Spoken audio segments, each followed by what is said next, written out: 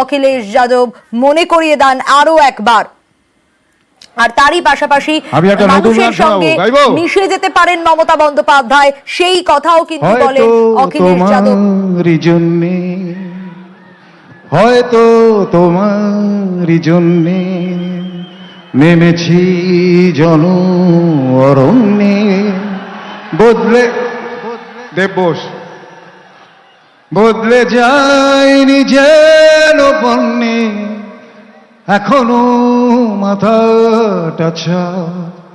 তুমি চাইলে স্বপ্নপুর, এদিকে ঝরছে মণিপুর। তুমি চাইলে স্বপ্নপুর, এদিকে জ্বলছে মণিপুর। তুমি চড়লে স্বপ্ন রথে, এদিকে কৃষক নেমেছে পথে। ইউক্রেন থেকে ফ্রান্স খুঁজছে বাঁচার একটু চান্স, মানুষ লড়ছে তবুও গড়ছে ব্যারিকেড হয়ে ঘুমনে। হয়তো তোমারই জন্যে, হয়তো তোমারই জন্যে। Thank you. এবার ধন্যবাদ যার জন্য আপনারা বসে আছেন, যার অপেক্ষায় আমরা দেখতে পাচ্ছি সেই ছবিটাই 21-এর মঞ্চ এবং কর্মী সমর্থকদের ভিড় তো রয়েছে। বলেই আকাশ মেঘলা, বৃষ্টি এখনো হয়নি। তুমি আসবে বলেই কৃষ্ণ চূড়ার ফুলগুলো ঝরে যায়নি। তুমি আসবে বলে। দিদি এবার এসো। ধন্যবাদ, অসংখ্য ধন্যবাদ সঙ্গীত শিল্পী নচিকেতাকে।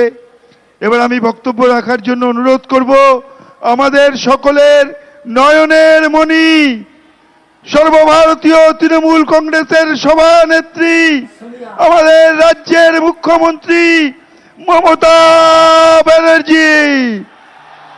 মমতা ব্যানার্জি জিন্দাবাদ, মমতা ব্যানার্জি জিন্দাবাদ,